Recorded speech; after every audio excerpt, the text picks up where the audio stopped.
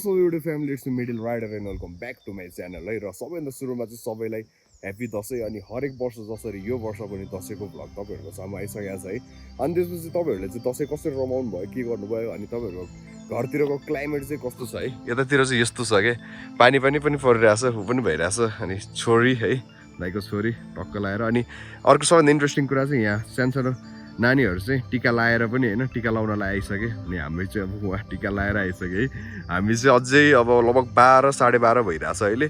अनि त्यसपछि अब चाहिँ हामीले अब टीका लाउनु पर्ने छ अब हामी जान्छौँ टीका लाउँछौँ अनि तपाईँको क्लाइमेटहरु चाहिँ तपाईहरुले स्टार्टिङमा देखि नै हाल्नु भयो हैन अनि कस्तो भइरहेछ भनेर घाम लाग्ने पानी पर्ने त्यस्तो भइरहेछ अनि अब भोलिदेखि पानी पनि पर्छ भन्ने खबरहरु आइरहेको छ है एनीवेज गाइज है दसैँ छ यो चोटिको दसैँमा चाहिँ क्लाइमेटले साथ दिएन तर दसैँपछि चाहिँ टन्नै ब्लगहरु आउनेछ पहिला सुरुमा यो ब्लग इन्डसम्म हेर्नुस् कस्तो लाग्छ के लाग्छ कमेन्ट गर्नुस् अनि तपाईहरुले कसरी दसैँ मनाउनु भयो त्यो पनि भन्न नबिर्सिनु है त कहाँ हो घर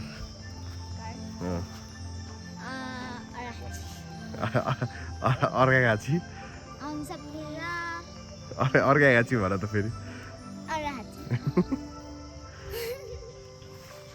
यस्तो छ अब जान्छौँ हामी टक्क टप फ्लोरमा टीका लाउनलाई हिजो सामानहरू गर्नलाई सब त्यो ढोकाहरू सब निकाल्नु परिरहेको थियो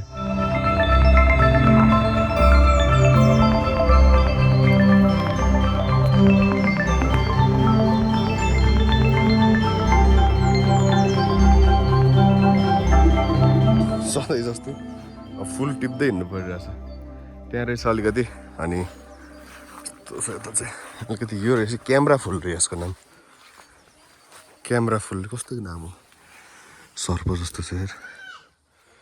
हट डेन्जर ल यता यति टिपेँ मैले चाहिँ अनि पहिलाको वर्ष चाहिँ दिदी आएको थियो अनि दिदी आएर चाहिँ अलि रमाइलो भएको थियो हैन त्यसपछि फुलहरु यताउति सबै कुरा गर्न सजिलो थियो नि त योचोटि चाहिँ दिदी आउनु पाउनु भएन अनि आई मिस यु है अनि त्यसपछि आज चाहिँ टक्क दाइ भाउजू अनि छोरी आएको छ जे होस् फ्यामिलीमा एकजना न एकजना कहिलेकाहीँ त्यस्तै हो विदेशी होइन त गाइज नेपालै बस्नुपर्छ त्यही भएर ल यताबाट जस्तो भ्यू देख्छ है यो हेर्नु न यो बादल आमा यस्तो डेन्जर पानी पर्नेवाला छ नि के भन्नु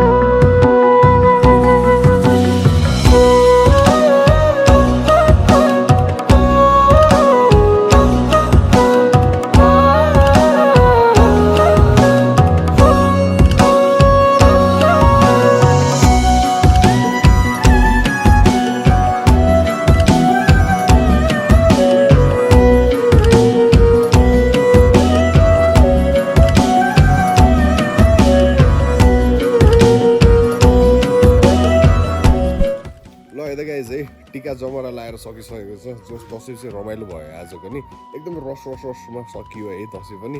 अनि त्यसपछि ल यहाँ चाहिँ साना के छ तिम्रो खबर कहाँ जाने र तिमी घुम्न कसले लिएर जान्छ घुम्न तिमी कहाँ जानु ठाउँको नाम भन्नु पर्यो नि घुम्न जानु कति वर्षपछि